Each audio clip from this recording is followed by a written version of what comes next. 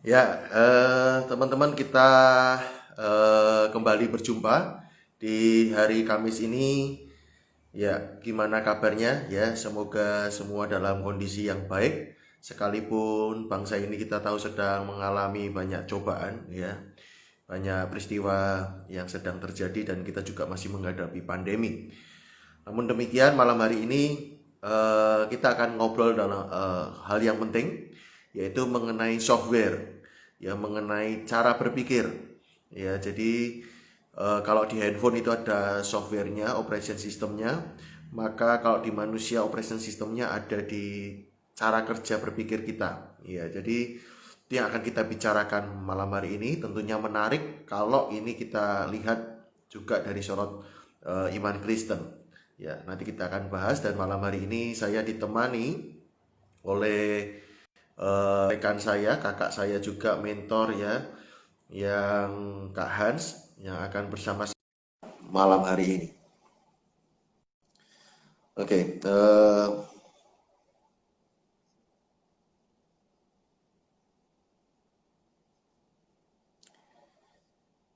ya. Malam. Halo, Iya, selamat malam Kak malam, Han. Abed. Ya, Iya. apakah Iya, suara saya terdengar jelas? jelas jelas jelas. Saya bisa diterima juga suaranya? Jelas, jelas, jelas, Bed, jelas. Oke. Eh, teman-teman, jadi malam hari ini adalah Leader Talk yang seri ke-9. Jadi tidak terasa sudah seri yang ke-9. Jadi kalau Leader Talk ini sumber inspirasinya atau apa yang akan kita bicarakan itu kerangka besarnya dari Mazmur 78 ayat 70 sampai 72 yang saya terima pengajarannya dari teman-teman di Leader Source. Ya, jadi di situ dikatakan Mazmur 78 itu dikatakan dipilihnya Daud hambanya, diambilnya dia dari antara kandang-kandang kambing domba, dari tempat domba-domba yang menyusui didatangkannya dia untuk menggembalakan Yakub umatnya dan Israel miliknya sendiri. Ia menggembalakan mereka dengan ketulusan hatinya dan menuntun mereka dengan kecakapan tangannya. Jadi di sini bicara soal berpusat pada Kristus, lalu juga cakap tangan bicara soal keterampilan, lalu tulus hati bicara soal karakter. Nah, malam hari ini, jadi kita bersyukur saya malam hari ini ditemani oleh sahabat kakak mentor ya. Jadi hari ini Kak Hans akan menemani saya malam hari ini berbincang-bincang mengenai cara berpikir gitu ya. Kalau sempat di flyer itu ya, apakah apa namanya orang Kristen kok baper gitu ya, mikir gitu. Nah, karena ada beberapa hal yang eh jadi sorotan saya, kegundahan gitu ya, kegelisahan saya beberapa hari ini. Sebelum kita lanjutkan pembicaraan, mungkin Kak Han bisa sedikit cerita tentang Kak Hans ini apa sedang kesibukannya apa atau sebenarnya apa yang sedang dikerjakan gitu ya, misalkan seperti Quiver atau ini mungkin bisa diceritakan juga. Ya, selamat malam semua. Senang sekali malam hari ini bisa bertemu bersama-sama walaupun semua masih dalam masa online dan kita bisa saling berbagi. Eh, Ketika Albert meminta melakukan ini, saya sangat excited karena ini bagian dari kerinduan untuk sedikit berkontribusi untuk mencerdaskan bangsa ini lewat apa yang kita bisa lakukan. Sehari-hari saya educator, saya trainer, dan memang mendirikan sebuah lembaga pelayanan, pelatihan yang saya beri nama Quiver, dan hari-hari ini juga sedang mencoba mendesain beberapa program pelatihan online khususnya buat anak-anak muda dan juga para pekerja muda ya, agar mereka tetap memiliki keberdayaan dan kualitas yang meningkat meskipun di tengah situasi yang seperti ini. Saya Ya, juga aktif di dunia pendidikan dan sekarang terlibat bersama dengan sebuah sekolah yang juga mengalami transformasi luar biasa, sekolah Dharma Mulia, dan mungkin kalau pelayanan menjadi koordinator untuk pelayanan anak remaja di GBI Rock Surabaya. Itu mungkin oke. catatan dari saya, Pak Albert. Ya, ya. Makasih Kak Han. Jadi beberapa program saya belakangan ini saya sempat menyinggung soal fenomena yang terjadi di sosial media atau di bangsa ini gitu ya. Jadi semua orang boleh berbicara gitu, semua orang boleh buat konten gitu ya. Sekarang dipermudah dengan adanya Instagram ini, YouTube gitu, semua orang boleh apa saja ya. Cuman kegelisahan saya kemudian adalah kontennya ini kurang menggigit gitu ya, kurang berbobot menurut saya. Banyak yang laku justru ya di mana ini TikTok begitu, itu justru yang menurut saya kata-kata jorok, kata-kata bikin puisi pantun yang nggak mendidik gitu. Nah itu satu sisi ya, satu sisi di media sosial kebebasan berpendapat. Nah namun satu sisi di gereja itu juga saya masih mendapati ya, ada beberapa orang yang kritis, memberi masukan gitu, itu dianggap bandel gitu ya, ini jemaat nakal gitu, atau mungkin anak muda yang nggak nurutan gitu, memberontak gitu. Bahkan ada doktrin-doktrin ya, ini tidak boleh menyentuh hambanya yang diurapi gitu ya, ini dosa begitu. Nah bagaimana sih sebenarnya melihat satu sisi ini kan menarik gitu ya, ketika kita diberi anugerah kok ya, akal budi gitu ya, kreativitas gitu. Lalu satu sisi orang bisa termasuk begini di konten-konten itu, termasuk banyak orang nyinyirin pemerintah gitu ya. Banyak konten-konten yang marah-marah nadanya, kata-katanya bahkan sampai bikin meme gitu. Nah, membuat Kak Hans bagaimana dua fenomena ini, tanggapannya bagaimana nih Kak Hans? Ya, saya melihatnya begini, media sosial ini mungkin saya menyebutnya di bangsa kita atau mungkin di banyak orang. Yeah. Fenomena media sosial ini masih lebih banyak menjadi tempat orang menuangkan apa yang mereka rasakan atau perasaan mereka. Jadi belum sampai ke pertukaran konsep atau cara berpikir. Yeah. Sehingga makanya yang mereka tampilkan adalah cuman ungkapan-ungkapan perasaan tanpa proses berpikir yang panjang. Yeah. Jadi makanya mungkin apalagi kalau kayak Twitter atau apa yang mungkin kalimatnya pendek-pendek. Kalau Facebook orang bisa memberi keterangan mungkin lebih panjang ya. Kalau dulu orang harus email, harus masuk di grup itu harus punya banyak keterangan. Sekarang mereka cukup 1-2 kata, TikTok atau apapun, pasang status cuman 1 kalimat atau 3-4 kata gitu, mereka sudah bisa posting, dan itu masuk di grup-grup. Kalau dulu kita harus masuk grup email dan itu betul-betul pertukaran konsep. Sekarang masih lebih menjadi cuitan emosional, sehingga memang kadang-kadang memang kontennya tidak bermutu, karena yang memang mereka tampilkan bukan konsep, yang mereka tampilkan atau pemikiran, yang mereka tampilkan cuma perasaan, dan kadang-kadang perasaan itu memang tidak disortir ya. Jadi cuman mereka apa yang mereka rasakan. Kalau mereka merasa senang ya, senang itu belum tentu benar, tapi merasa senang ya mereka langsung ungkapkan. Merasa tidak senang ya juga langsung diungkapkan, sehingga memang akhirnya tidak ada konsep apapun yang dibagikan. Mereka lebih ingin membagi cerita tentang mereka begitu. Mungkin itu yang saya lihat lebih dulu fenomena. Nah, termasuk juga, tapi ketika ada sisi lain orang-orang yang menampilkan khususnya dalam mungkin di gereja, ketika mereka menampilkan kecerdasan proses berpikirnya lewat mungkin critical atau analisis thinkingnya. Nah, kadang-kadang lingkungan ini beda. Jadi lingkungan media sosial begitu bebasnya mengumbar, lingkungan media sosialnya mengumbar perasaan, sementara di lingkungan tanda kutip mungkin gereja atau lembaga-lembaga ministry ini sangat mengekang, seolah-olah tidak boleh ada pendapat berbeda. Pendapat itu mungkin bisa dianggap tidak menghormati otoritas begitu ya. Tidak setuju itu bisa dianggap padahal, atau analisa kritis, mungkin bukan analisa, hanya sekedar bertanya sebuah pertanyaan kritis begitu, bagi leaders yang tidak insecure itu dianggap sebuah hal yang tidak sopan atau tidak patut. Nah, jadi ini dua sisi yang berbeda. Yang di sini memberi ruang emosi yang bebas tanpa konsep, yang di sini sangat menekan emosi, tidak boleh ditampilkan, Betul. bahkan cara berpikir juga tidak bisa ditampilkan. Nah, ini yang pada akhirnya kemudian membelenggu banyak anak muda atau proses berpikir, sehingga menurut saya akhirnya tidak keluar potensi berpikir yang benar, Iya. maksud saya ya.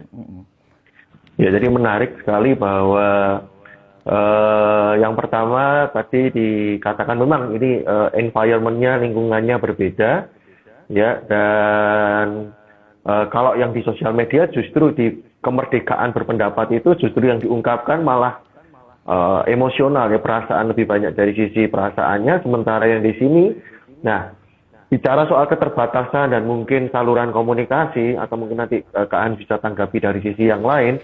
Kemudian saya lihat juga kalau saya nggak srek nih Kak An. Jadi, tapi kalau Kak An, menurut Kak An gimana ya soal akun-akun satir ini, gitu ya, dan juga perilaku anak-anak muda yang kemudian mengaminkan, ya, tampilan-tampilan atau postingan-postingan dari para pastorgram atau selebgram, gitu ya. Jadi tokoh si A, si B sekarang kan kadang lebih terkenal daripada pendetanya, gitu ya. Tapi orang Kristen ini, tokoh-tokoh muda Kristen, ya, bikin posting, bikin quote, yang kaget buat saya itu tidak membuat orang kritis, gitu. Orang kalau berpikir kritis ini ambigu Masian kalimatnya, tetapi orang sekedar yes, amin, gitu ya, bahkan menggantikan Alkitab, gitu.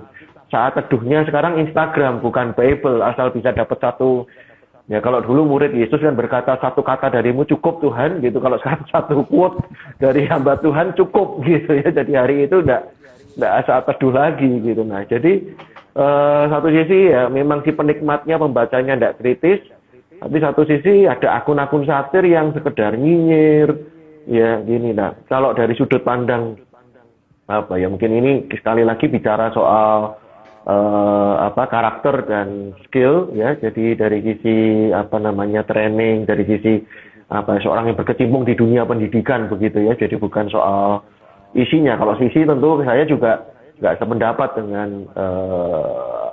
yang nyinyir-nyinyir, karena kita tahu lah intinya gereja banyak doktrin, gitu, yang jelas nggak mungkin bisa tergantung sudut pandang, begitu intinya, gitu. Jadi kalau dari sisi Kak Ans bagaimana menanggapi hal ini?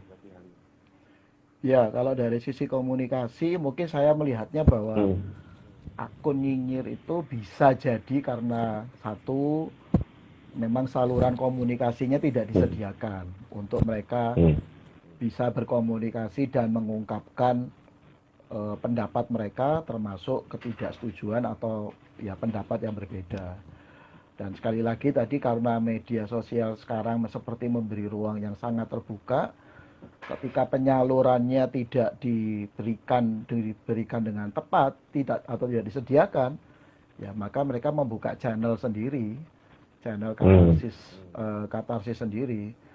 Ya, itu bisa berupa, akhirnya karena berupa channel katarsis sendiri, kadang-kadang memang yang diungkapkan betul akhirnya kembali kepada hanya sudut pandangnya.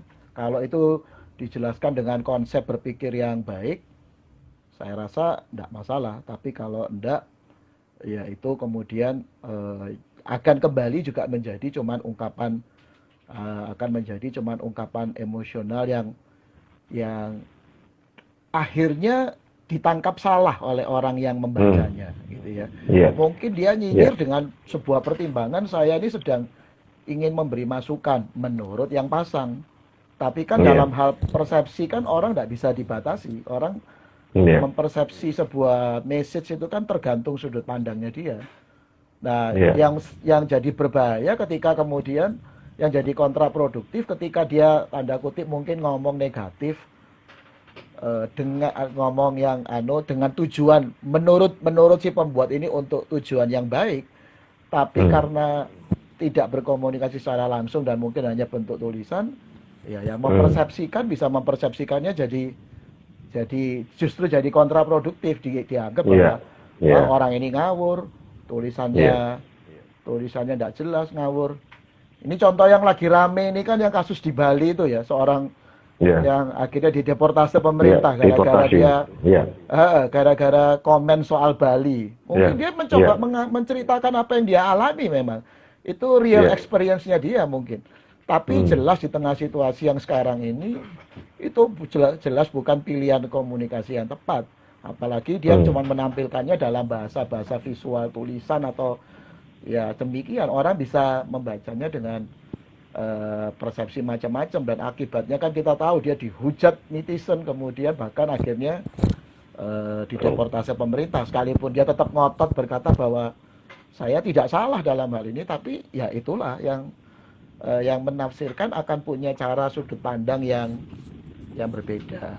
Nah, terkait dengan tadi selebgram atau ya memang Hmm. masa-masa pandemi ini akhirnya memang membuat banyak orang juga memang jadi tampil dan Hmm. juga memang akhirnya diberi ruang banyak oleh banyak Hmm. mungkin lembaga Iya. pelayanan atau gereja dan segala macam. Ya, Iya. tapi sekali lagi ya, kita perlu menurut saya kita ini saatnya kita ini bukan cuman memberi makan jemaat itu kayak mencekoi gitu ya, tapi Hmm. atau bahasa dulu itu cuman ngasih ikan. Ini Hmm. saatnya mendorong jemaat itu untuk menjadi orang Kristen yang cerdas, yang smart.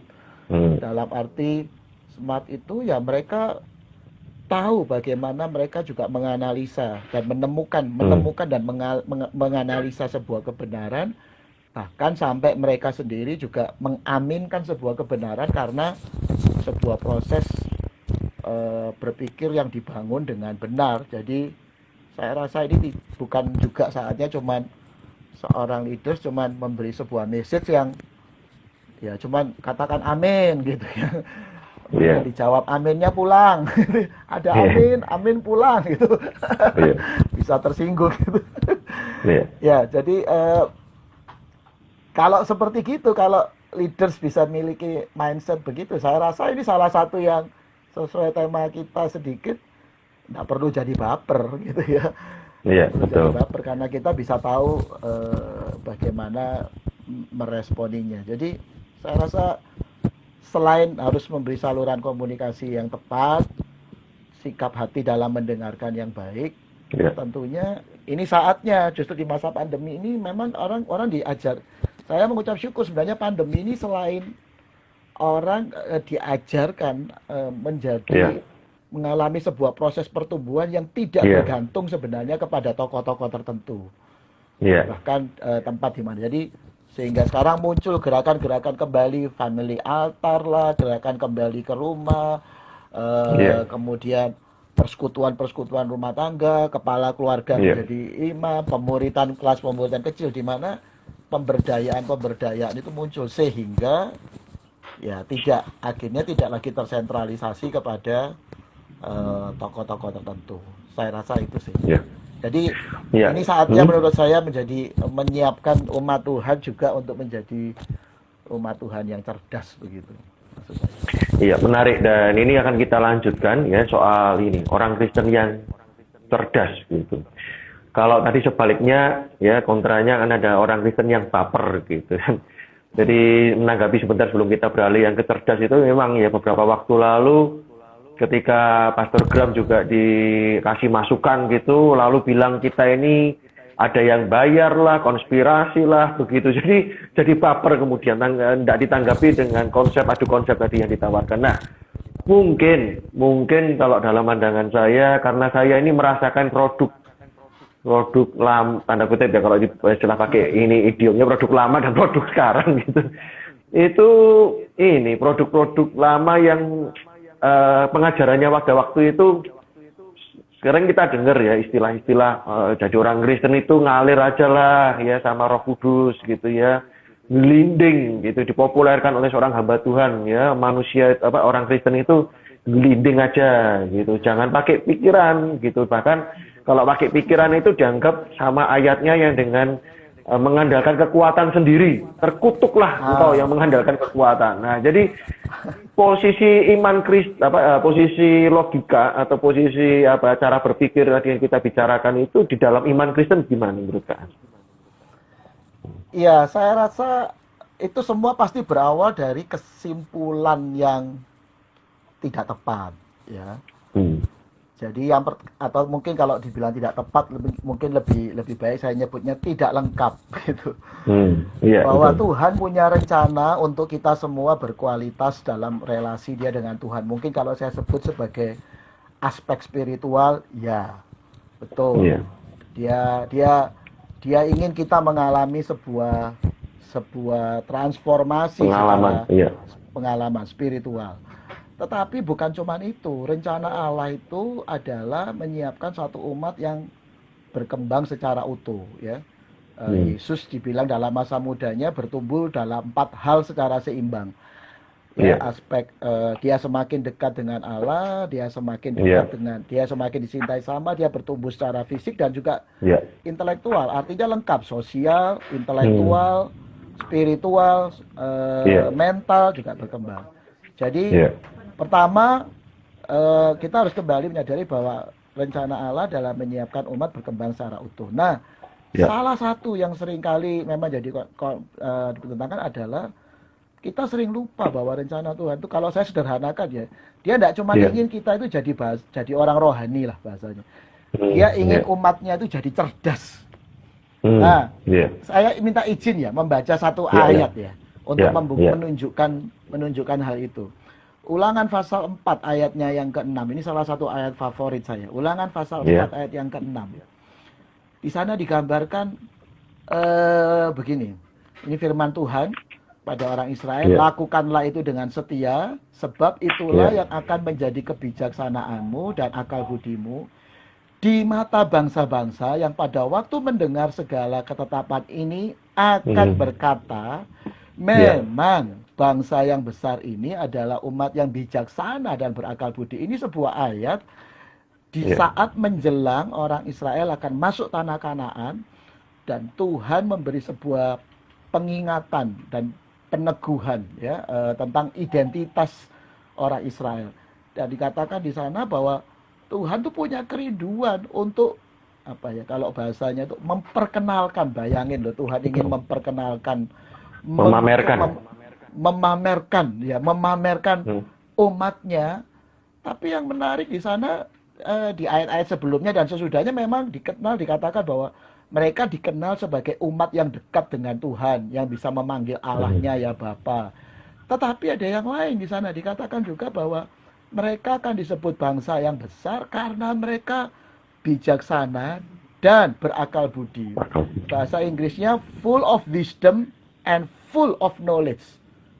Hmm, Jadi kalau diterjemahkan sederhana saja tentunya, saya berharap teman-teman yang mungkin di teologi tidak salah menangkap maksud saya. Tapi saya menyederhanakan aja karena ini perbincangan santai. iya, Itu Tuhan ingin memperkenalkan umatnya.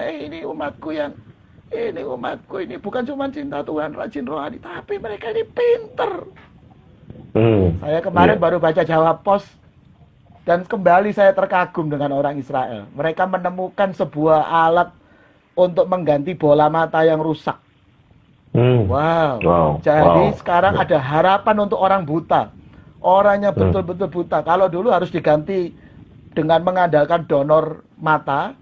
Ini hmm, Israel berhasil menemukan dan kemarin sudah ada satu orang yang diuji coba berhasil di salah satu rumah sakit di Israel menemukan pengganti bola mata dan itu kemungkinan rasio keberhasilannya jauh lebih tinggi. tinggi daripada sekedar donor mata yang kemungkinannya karena nyambung syarafnya seringkali tidak tepat dan segala macam.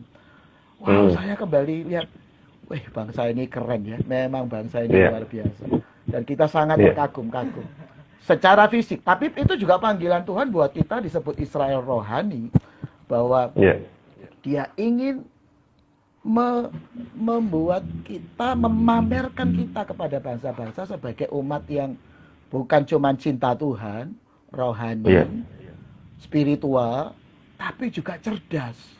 Nah, ini jadi iya, pertanyaan saya dalam khususnya mementoring anak-anak muda atau sebagai guru dengan para siswa ya. Saya sering bertemu dengan para aktivis-aktivis. Ya, ini kesedihan sih.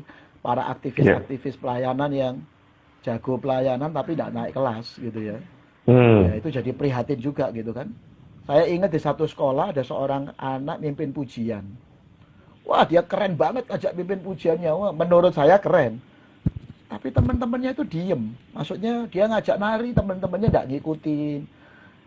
Terus iseng-iseng saya tanya, kenapa kamu nggak ngikutin ajakan worship leader itu? Dan mereka menjawab begini, Pak, anak itu nyanyinya keren, tapi nilai ulangannya lo jelek terus. Nggak pernah lebih baik. Sekali aja dia lebih baik dari saya ikut. Dia suruh saya lompat, saya lompat. Dia suruh saya gulung-gulung, saya gulung-gulung. Tapi selama enggak, Pak, dia ngomong, I have a great God. Saya punya Allah yang besar, tapi nilaimu jelek. Ya. Ya tentunya ini bukan pembanding secara apple to apple, maksudnya artinya harus begitu, tapi setidaknya mereka melihat bahwa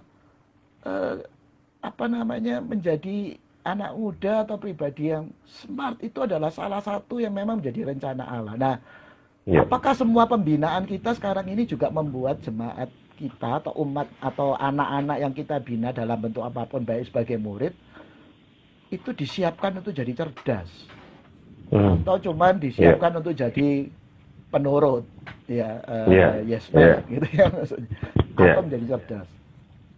Mungkin ini sedikit pengalaman, Albert, ketika satu kali saya diminta lebih dulu untuk ada satu gereja, saya sebutlah gereja yang ingin mendesain program pembinaan, dan salah satunya mereka bilang kami ingin anak-anak kita lebih cerdas. Terus saya bilang, oke, saya siap bantu, Pak, tapi ada konsekuensinya loh, kalau kita belajar ini. Terus dia tanya, apa konsekuensinya? Ya Bapak siap-siap, setelah anak-anak itu diajar cara berpikir lebih cerdas, Bapak akan ditanyai banyak hal akan ditanyai. Mungkin tanda kutip dikritik, atau ditanya, ya tanyanya kadang sopan, kadang tidak sopan, tapi sebenarnya mereka ingin bertanya, memprotes dalam arti mereka melihat sesuatu yang rasanya berbeda, kok tidak jelas kebijaksanaannya. Apakah Bapak siap? Dan kemudian orang itu berkata, wah nek kayak gitu saya tidak siap, wis tidak usah. Ya saya jadi ketawa sih sebenarnya, tapi ya inilah keprihatinan memang ya. Ternyata kita gagal melihat salah satu rencana Allah. Sekali lagi dia ingin umatnya itu menjadi saluran berkat. Dan salah satu saluran berkat itu jelas kemampuan memecahkan masalah. Dan kemampuan memecahkan masalah itu butuh kemampuan berpikir. Dan itu butuh kecerdasan. Dan itu kalau tidak disiapkan, ya tidak mungkin. Ya, kita baru sampai level mengajarkan anak menghafal firman Tuhan, memorizing. Padahal kita tahu nanti kalau kita bicara soal thinking skill, memorizing itu cuma level terendah, paling bawah dalam khususnya taksonomi belum ya, mungkin yang coba berpikir itu cuma paling bawah. Makanya firman Tuhan juga tidak salah, dia tidak ngomong cuma menghafalkan, tapi renungkanlah firman Tuhan. Dikata renungkan itu di dalamnya ada proses berpikir, menganalisa, mengevaluasi, menginternalisasi. Jelas itu butuh kemampuan berpikir. Jadi bagaimana mungkin kalau kita tidak menstimulan cara berpikir generasi ini gitu, dalam proses pembinaan kita gitu. Jadi menarik ketika mendengarkan Kak Hans ini, kok saya benar malam hari ini itu baru diingatkan. Iya, seringkali kita khotbah perjamuan di Kana sebagai mukjizat yang pertama, gitu. Kita kan suka yang pertama, gitu. Tapi ternyata kiprahnya Yesus itu yang pertama bukan di mukjizat Kana. Saya baru ingat. Itu kan di 12 tahun waktu tanya jawab dengan alim ulama. Itu jadi yang kelihatan pinternya dulu sebelum kuasa supranaturalnya. Betul. Itu, betul. Iya kan, saya baru ini. Iya, Yesus itu yang pertama kali itu justru pertama kali kemunculannya itu justru cara berpikirnya, cara menjawabnya, dan itu yang saya kerjakan. Jadi sebelum teman-teman yang lain mendapatkan manfaat benefit dari pertemuan atau istilahnya talk show atau live event ini, saya yang dilatih, saya yang belajar gitu, dengan cara ya berlatih bertanya gitu kan. Itu karena saya berpikirnya gini dulu ya, karena orang cerdas biasanya diukur dari cara menjawab gitu, tetapi kan tidak hanya cuma soal cara menjawab, tapi juga cara bertanya. Nah itu yang Ya, Betul. ya, baru kemudian kita akan tadi menanggapi soal tadi sudah beberapa apa ya, clue-nya sudah disebutkan Kak Hans gitu ya di awal tadi tentang kayak critical thinking, lalu ada analyze, lalu ini tadi bicara soal yang terakhir soal menghafal gitu.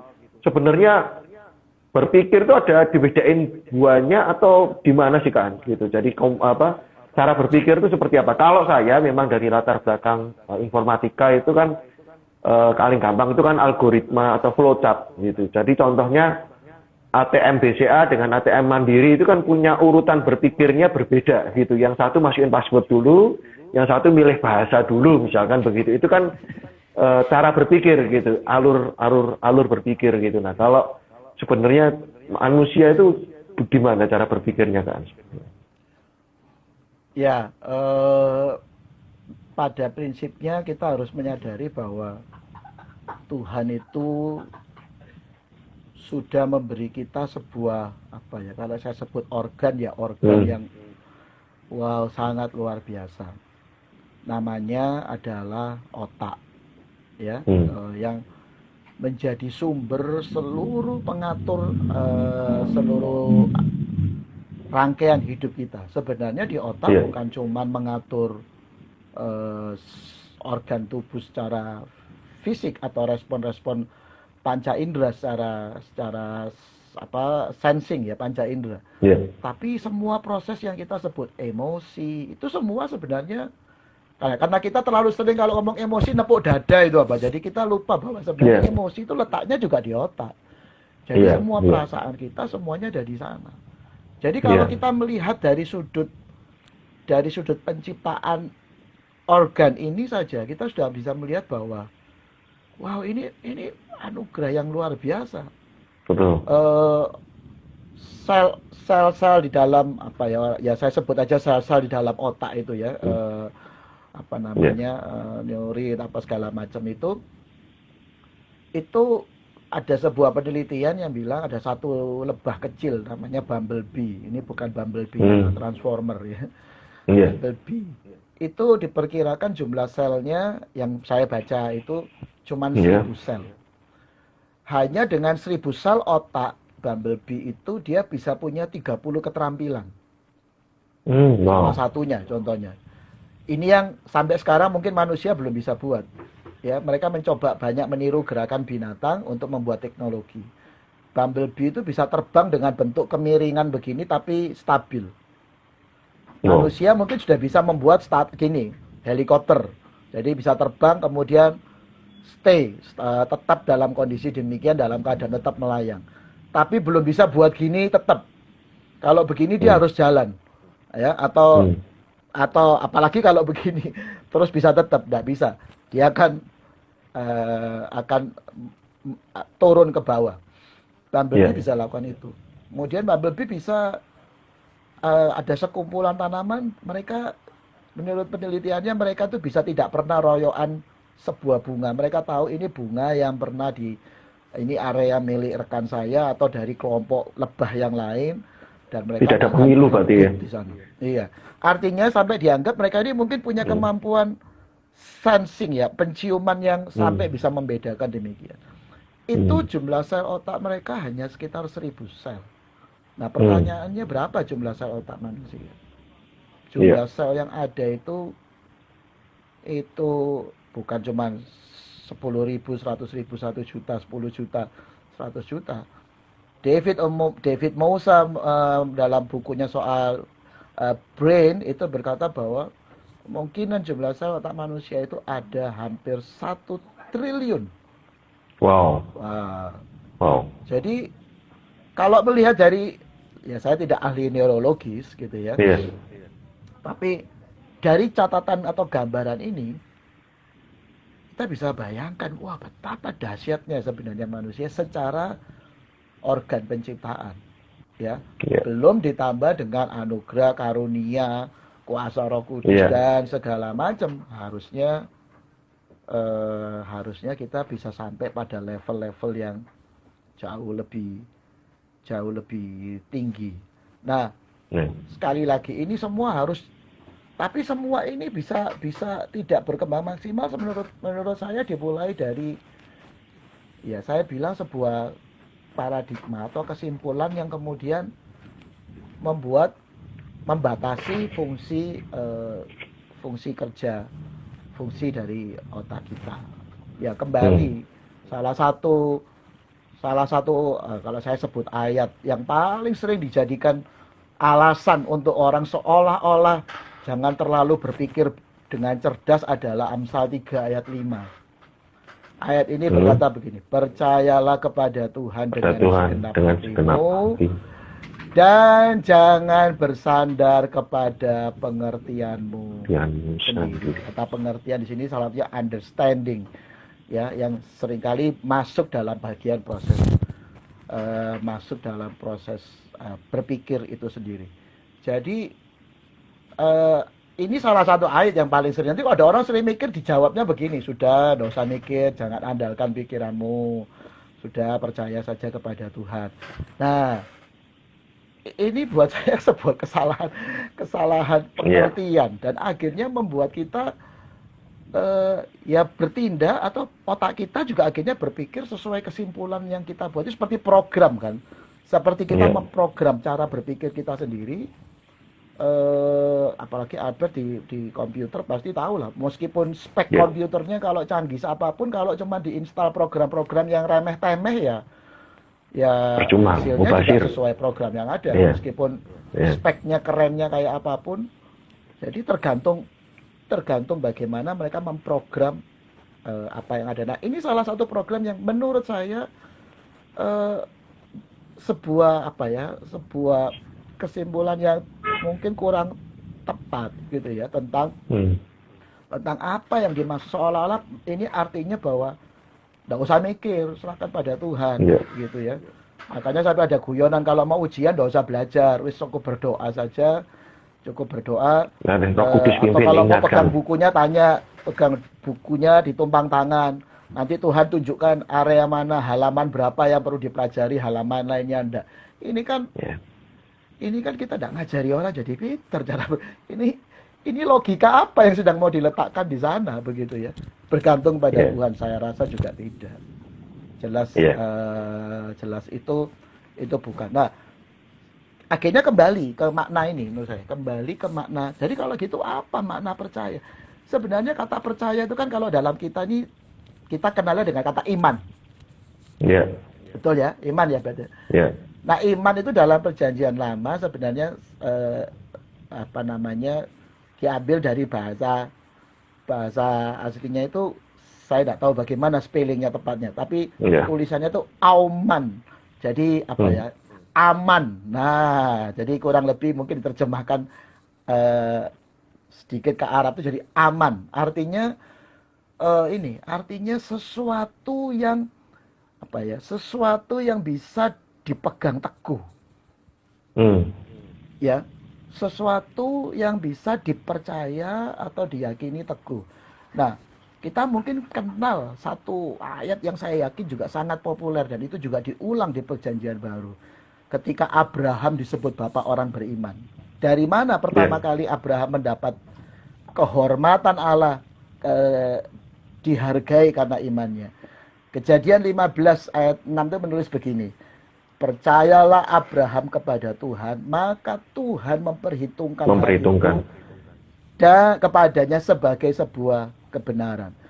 Kata percaya di sana itu dari kata aman, dan salah satu mungkin saya tidak ahli bahasa, tapi faktor pembentuknya salah satunya adalah kata yang kata itu adalah hipil, ya.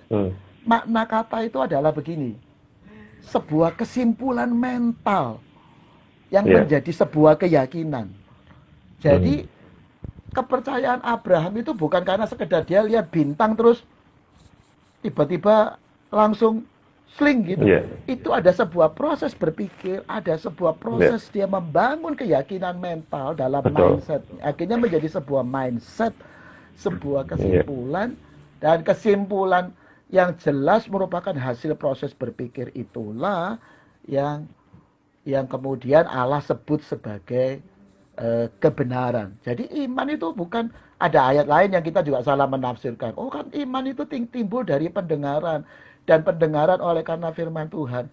Seolah-olah tidak ada proses berpikir. Bagaimana mungkin kita bisa mendengar dengan baik tanpa proses berpikir? Bagaimana mungkin kita bisa menganalisa apa yang kita dengar sampai menjadi sebuah kesimpulan mental tanpa proses berpikir? Jadi sebenarnya menurut saya iman dan apa logika mungkin ya, atau berpikir ini tidak perlu dikontraskan. Tapi iman itu seringkali juga bergerak atau bersamaan menggunakan media lewat saluran-saluran berpikir kita.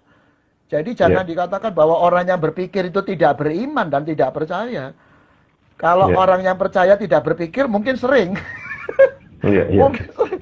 Cuman tanda kutip dia berkata saya beriman tapi tidak ada dasar berpikirnya. Makanya ketika ada tawaran iman yang lain dengan mudah goyah begitu. Ya. Sekarang ini dengan situasi pandemi ada banyak tawaran-tawaran iman dalam bentuk enggak usah divaksin, cukup minum ini kamu sembuh. Ini kan menurut saya tawaran iman yang enggak jelas dari mana dasarnya, apa penelitiannya dan segala macam. Enggak usah pakai ini, pakai itu, sudah percaya saja bahwa Tuhan pasti akan. Ini juga jelas sebuah hal yang tidak tepat. Jadi iman itu membutuhkan proses berpikir di dalamnya. Tapi saya khawatir orang-orang yang berpikir itu bisa alami proses-proses pengalaman iman yang luar biasa. Tapi saya agak khawatir terus terang. Saya agak khawatir orang-orang yang berkata dengan cepat, saya beriman. Ini jangan-jangan tidak pakai mikir ini. Karena tidak pakai mikir, ya nanti tinggal tunggu tawaran iman berikutnya. Ada yang menawarkan lagi, tadi Abel bilang mungkin sebagai tokoh selebgram, tokoh apa. Dengan mudah dia akan berpindah.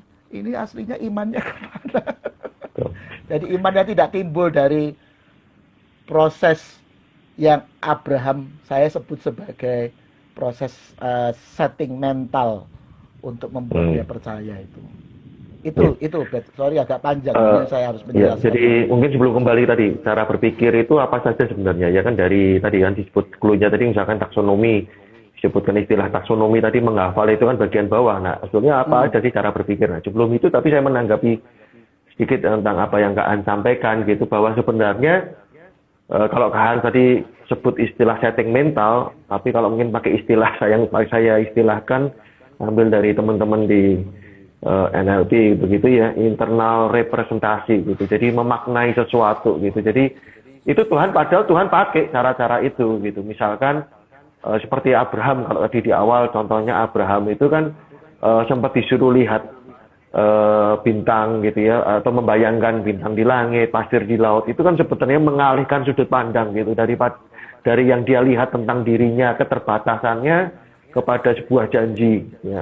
Lalu juga ketika bicara di zamannya Musa ya, yang ular tembaga itu, yang diangkat angkat itu kan juga mengubah sudut pandang gitu, bahwa kalau kamu memandang ular di bawah, itu yang menyakiti, itu yang menghukummu, itu yang mematikan gitu. Tetapi kalau memandang ular yang di atas, ya memandang Tuhan yang istilahnya itu kalau bicara tafsiran ke salib gitu ya. Jadi apa yang kamu pandang itu akan menentukan tadi iman itu. Jadi internal, bagaimana kita memaknai sesuatu itu akan memengaruhi iman, memengaruhi hasil. Makanya kan kita hidup dari iman gitu, kita hidup dari keyakinan kita gitu, dari dasar keyakinan yang jadi keyakinan kita gitu. Contoh yang paling sederhana kan, di Indonesia ini pada umumnya punya keyakinan tangan kanan lebih baik gitu kan. Itu kan sebuah keyakinan mental itu ya. Gitu. Jadi memaknai sesuatu, karena kita lihatnya apa? Ya kalau tangan kanan tidak untuk cebok begitu misalkan ya. Jadi karena yang kita lihat lalu kita maknai, itu yang jadi dasar keyakinan kita. Prosesnya kan ada tahapannya dari yang dilihat. Makanya termasuk juga yang didengar tadi. Oke. Tadi kembali ke itu tadi Kak An. Jadi sebenarnya berpikir itu ada apa aja sih Kak An? Karena tadi dibilang kan paling bawah lah. Kalau begitu kan ada yang lain ini Kak An. Selain menghafal ada yang ini, apa aja sebenarnya yang Kalau kadang kan karena kita kesimpulannya gini, mikir dong gitu kan, kalau tadi apa di Iya. flyer atau apa Cak Lontong ya pakai idiomnya Cak Lontong gitu kan, mikir gitu. Nah, Iya. mikir ini kan umum gitu, luas ya. Mikir yang bagaimana yang dibutuhkan. Maksudnya waktu Cak Lontong bilang mikir, itu maksudnya apakah kita suruh menganalisa, apakah kita suruh membandingkan, apakah kita, nah itu bagaimana kan?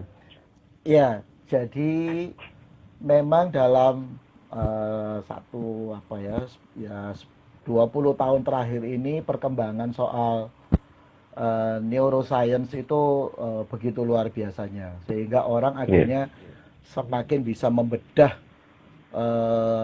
apa ya, potensi-potensi yang ada di otak. Nah, iya, dari situlah kemudian memang muncul berbagai teori-teori tentang tentang bagaimana sebenarnya otak kita itu memainkan peranan-peranan fungsinya. Karena itu juga berkaitan dengan struktur yang ada di otak kita sendiri ya. Tapi kita iya, mungkin tidak bahas itu iya, gitu ya.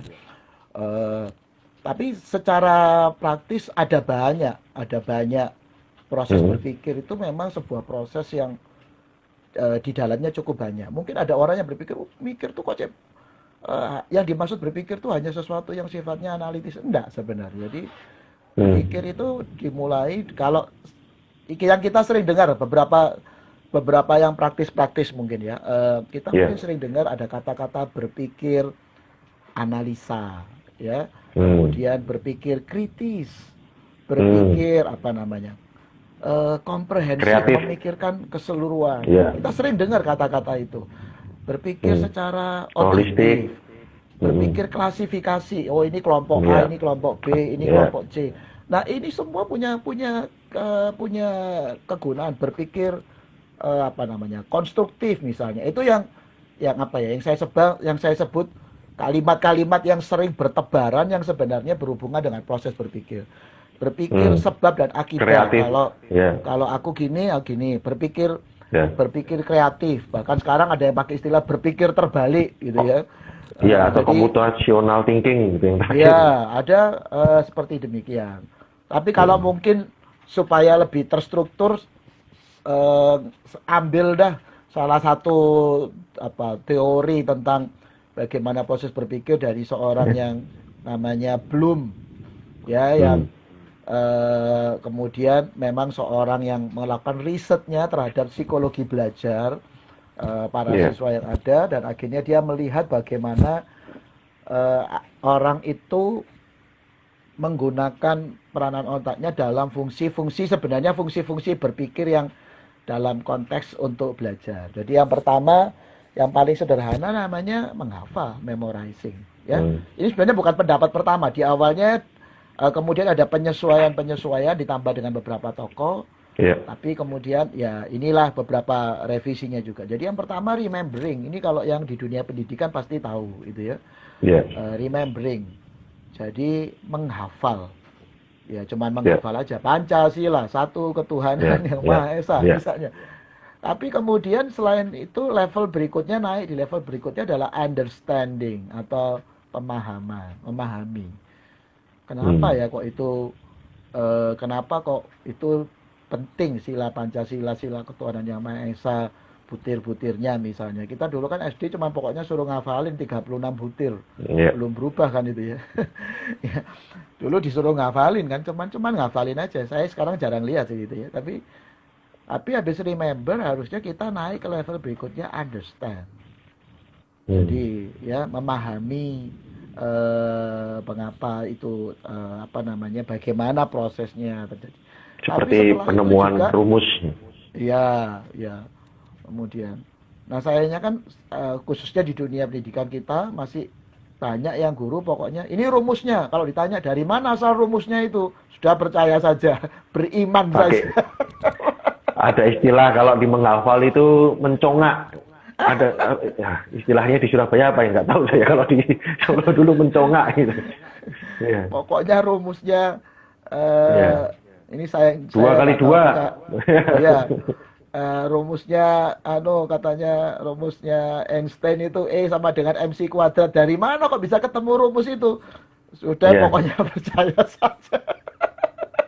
Nah itu kadang-kadang kita tidak pahami di mana apa penyebab, faktor pembentuknya dan segala macamnya betul.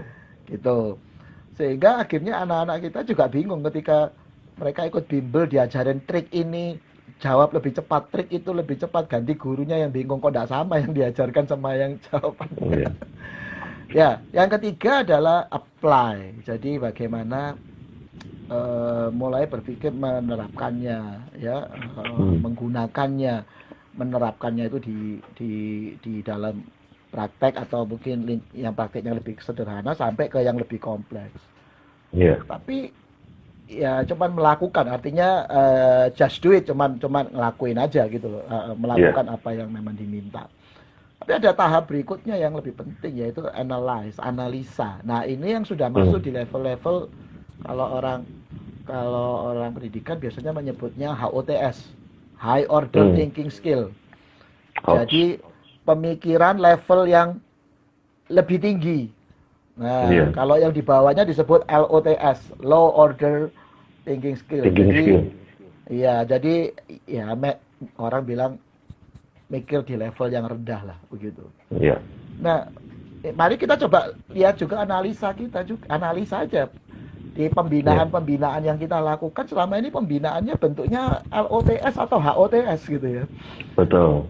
Kalau kita cuma cekoi, besok kamu hafalkan ayat, besok kamu begini, terus tidak diberi pengertian, jangan-jangan kita cuman LOTS itu gitu ya, dan kita tidak memberi ruang untuk mereka sampai bisa menganalisa kasus, menganalisa apa yang kebenaran yang mereka dapatkan begitu. Kemudian di level berikutnya yang lebih tinggi, apalagi sudah sampai ke level evaluasi. Jadi sudah ada unsur membandingkan, merefleksikan gitu ya, melihat lebih jauh. Itu level yang wah, itu sudah lebih dalam. Nanti baru di tahap revisinya yang belum itu sampai ke create, akhirnya baru bisa menciptakan. Karena semua kreativitas itu kan seringkali dimulai dari sebuah evaluasi kegelisahan. Kenapa ya harusnya bisa begini lebih baik ya. Ini saya ambil contoh, kemarin saya baca tulisan seorang anak mahasiswa, saya lupa namanya, di koran, yang di masa pandemi ini lihat orang buang habis pakai masker dibuang sembarangan. Jadi pakai maskernya bener, buangnya enggak bener kan juga masalah sebenarnya. Itu kan Betul. sebenarnya kan Iya, jadi itu limbah limbah penyakit. kesehatan itu kan harusnya Iya. ada caranya begitu. Iya. Nah, tapi melihat itu sampai dia menciptakan khusus alat untuk apa istilahnya? Mengolah atau mungkin menghancurkan limbah-limbah Limbah. seperti Iya. masker itu dengan cara yang aman misalnya begitu. Nah, ini itu tentu dimulai dari evaluasi. Pakai maskernya oke, tapi habis pakai masker oke dibuangnya enggak oke. Ini masalah baru. Iya, betul. Butuh penyelesaian baru, butuh cara berpikir baru, butuh kreativitas lanjutan. Iya. Menciptakan maskernya sendiri sudah proses, tapi sudah Betul. keberhasilan. Tapi ternyata menimbulkan situasi baru, dibutuhkan pemikiran baru. Nah, progresivitas thinking yang seperti gini ini yang kadang-kadang kita tidak siapkan, khususnya buat Iya. buat apa namanya, orang-orang yang ada dalam lingkungan pembinaan kita. Nah, Iya. saya Yes. sangat respect terus terang dengan hambanya, mungkin Pak Bambang Budianto, yang dengan gerakan yang namanya atau tim pembinaan yang namanya Unleash itu sedang mensosialisasi kepada banyak anak muda sebuah proses berpikir yang keren menurut saya. Jadi mereka tiap kali melakukan aktivitas, mereka selalu mengakhirinya dengan bertanya begini: seandainya kamu dikasih kesempatan satu kali lagi, bisakah kamu melakukan yang lebih melakukan yang lebih baik? Betul. Nah, Iya. diberi kesempatan yang sama sekali lagi, bisa kamu melakukan yang lebih baik? Atau Iya. apakah hal yang kamu masih bisa tingkatkan? Jadi ada analisa di sana, Betul. ada evaluasi, kemudian Dan juga diminta problem solving berikutnya. betul, problem solving. Iya. Dia jadi recreating. Nah, itu yang apa namanya? Kita mesti mungkin juga mulai munculkan dalam pembinaan kita. Kadang-kadang Betul. gaya pembinaan di pemuritan di anu kita tuh gaya Pak Tino Sidin menurut saya. Mungkin kalau nggak tahu Albert masih tahu Iya. nggak ya Pak Tino Masih, Sidin? masih zaman. Masih ya. Ketahuan contohnya ketahuan umurnya gitu ya. Iya. Pak Tino Sidin Iya. itu apapun jawabannya dibilang bagus gitu ya. Bagus. Ya, itu sebagai appreciate motivation mungkin oke, tapi hari ini kita harus mendorong mereka not just appreciate bagus, tapi mereka distimulan. Ini bagus, Iya. tapi kira-kira kalau kamu dikasih kesempatan lagi bisa lebih baik nggak? Iya. Atau ada hal apa yang kamu bisa lakukan lebih baik? Wah, Iya. kalau spirit itu dilakukan, maka saya pikir, wah kita sedang menyiapkan satu generasi yang betul-betul menggenapi Iya. rencana Tuhan, tidak cuman rohani, tapi juga smart. Ya itu salah satu sih. Iya. Teman-teman yang lain Iya. mungkin bisa lihat banyak proses berpikir. Salah satunya yang kita kenal dengan Sebelumnya sorry tak putus bentar. Jadi Ya, oke, mungkin silakan. teman-teman Kalau- karena ini sudah mendekati waktu 1 jam, jadi kalau nanti misalkan terputus ya saya tetap minta atau teman-teman yang mengikuti, saya lihat meskipun jumlahnya tidak seberapa, tapi saya terkejut karena setia gitu ya. Dari tadi angkanya tidak turun naiknya nggak signifikan gitu. Jadi betul-betul ada yang mendengarkan, ya setia mengikuti ini. Jadi kalau misalkan nanti nabrak 1 jam lebih dan terputus ya kami akan lanjutkan. Ya, jadi silahkan bergabung kembali. Tapi kalau misalkan ini tetap lanjut ya tetap stay, kita akan bahas gitu. Silahkan dilanjutkan Kak. Ya, dan teman-teman yang mau bertanya bisa langsung di chat ya, mungkin ya. Jadi bisa langsung di chat. Terima kasih. Ya, Siapa? Ada Pak Asmoro. Wah, Ya, ya. terima kasih Pak Asmoro. Ya, jadi hamba Tuhan hebat yang sudah masuk KKND, ya pelayanan anak-anak jalanan. Ini Oh, Pak Asmoro ini. Wah, luar jadi biasa. Wah, kehormatan saya Pak bisa sharing bersama-sama ini gitu ya. Saya harus belajar banyak ini dari Pak Suwarno soal hal ini. Nanti ya kapan-kapan jadi saya belajar. kita sering apa ya? Istilahnya slogan-slogan di gereja itu kan banyak bertebaran soal contoh. Ya. Jadi garam, jadi terang gitu. Itu kan intinya sebenarnya jadi solusi. Gitu lah. Kalau saya sejak pertama dengar itu juga mikir gitu. Ya mau jadi solusi apanya kalau kita nggak tahu masalahnya gitu kan.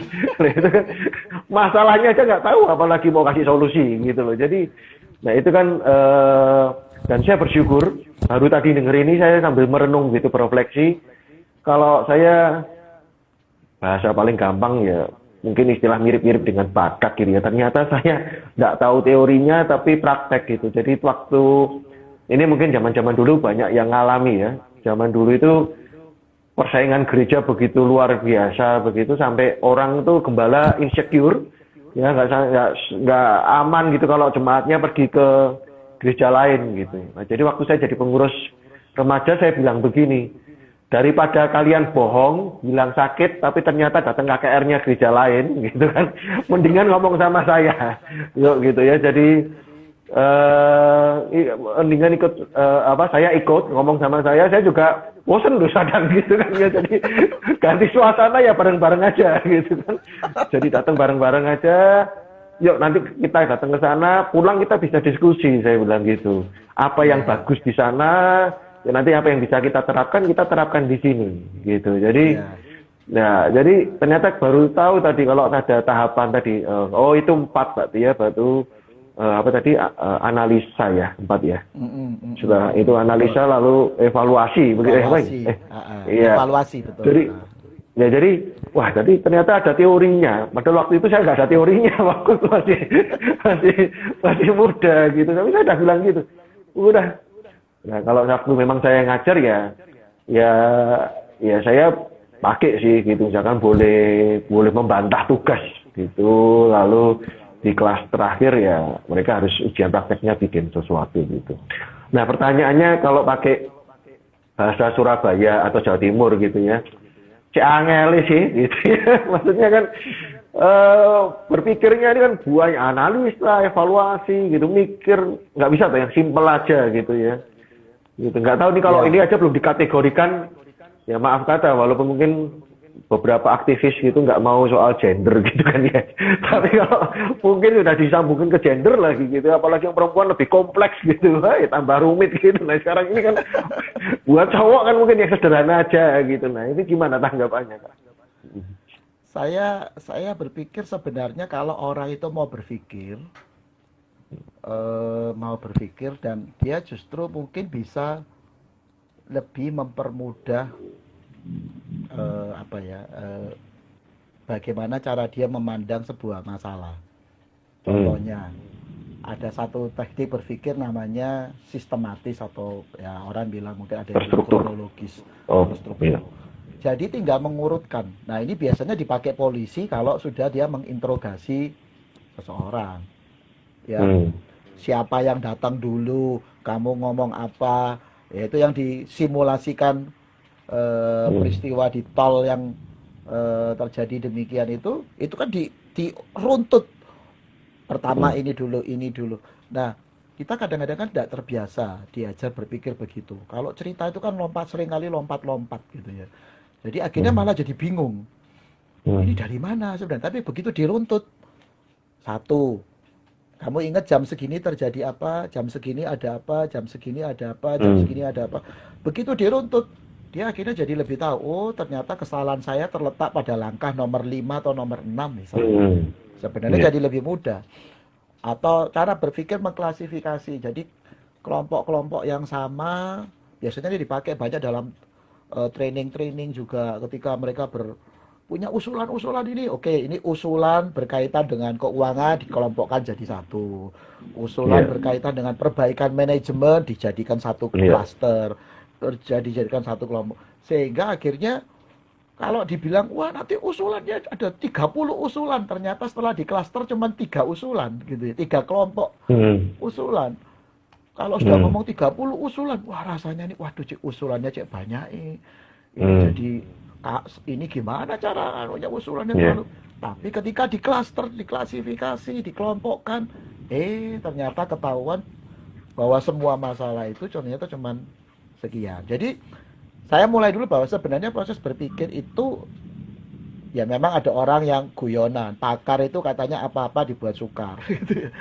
Tapi sebenarnya kalau teman-teman membrowsing ciri orang smart itu justru make it simple. Jadi justru mampu menyederhanakan.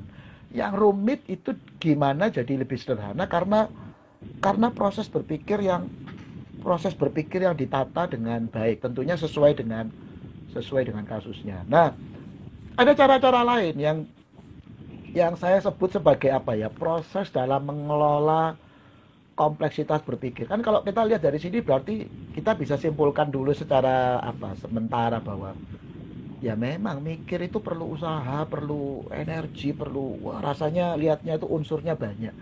Tapi kita juga bersyukur hari-hari ini banyak teknik-teknik penemuan yang menolong orang untuk mengalirkan atau menata proses berpikirnya itu dan mengalirkannya keluar itu secara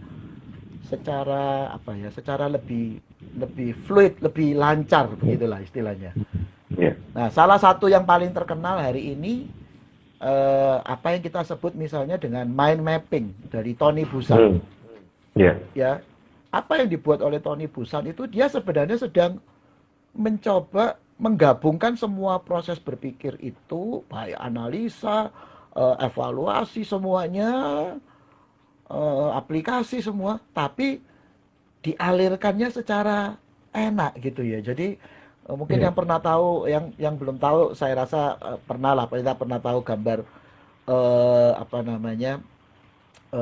mind mapping atau peta konsep biasanya kalau di anak-anak sekolah bilangnya peta konsep. Peta konsep. Ya jadi dari lingkaran masalah utamanya dicari ini gitu ya. Mungkin saya ambil contoh aja langsung real. Satu kali saya di sebuah sekolah, saya lewati satu kelas itu setelah jamnya selesai. Tiba-tiba saya lihat di kelas itu ada seorang anak laki duduk melamun dan kelihatannya sedih berat. Kemudian saya hampiri anak dia, saya tanya, "Loh, kamu kenapa?" Dia cuma jawabin, "Aduh, masalah saya berat, Pak. Saya punya masalah yang sangat berat." Oke. Apa yang kamu maksud berat? Pokoknya berat, Pak. Aduh, rasanya saya ini mau berhenti sekolah aja. Berat rasanya. Ini anak orang kaya. di sebuah sekolah yang sangat bagus, tapi dia bisa merasa berat dan hampir mau memutuskan putus sekolah. Bunuh diri. Oh. Mungkin tidak sampai bunuh diri, tapi Oh. ya sudah ada gunanya sekolah Pak saya, jadi sudah. Oke. Terus oke. Saya ambil sebuah kertas, kebetulan saya lihat di depan dekatnya dia ada kertas, kemudian saya ajak dia berpikir secara mind mapping ini. Oke, hari ini kamu merasa apa? Saya stres berat, nggak punya harapan, percuma sekolah. Oke, kapan perasaan itu mulai muncul? 3 bulan yang lalu. Oke, di 3 bulan yang lalu itu terjadi apa? Dianalisa, dialirkan gitu aja, dialirkan lewat peta konsep itu. Kemudian kira-kira ada faktor apa lagi yang rasanya membuat kamu lagi berpikir lebih rumit dari situasi itu. Oh, ada faktor lagi, jadi cabang yang lain ya, seperti lingkaran cabangnya lain dan segala macam. Dan intinya apa? Setelah tidak sampai 20 menit mungkin ya, 25 menit mungkin, dia cuman begitu, akhirnya dia nemukan, ya ampun Pak, ternyata masalah saya itu cuma 3 ya. Saya pikir masalah saya itu puluhan, ternyata kalau saya lihat-lihat itu, ternyata yang saya sebut masalah itu cuma 3. Itu pun yang satu saya cukup telepon dia, selesai masalahnya. Yang kedua saya cukup datangi, saya cuma ngomong A, B, C, selesai masalahnya. Yang ketiga saya cuma lakukan ini sedikit, selesai. Dan dia jadi happy.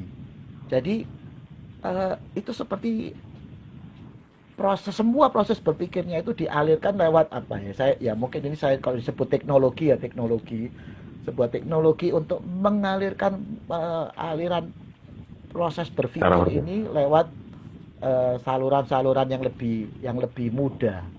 Kalau di dunia perusahaan mungkin salah satunya sangat dikenal dengan kata fishbone, gitu ya. Jadi tulang ikan dalam menganalisa sebuah masalah. Wah, ada banyak sebenarnya teknik-teknik di dalam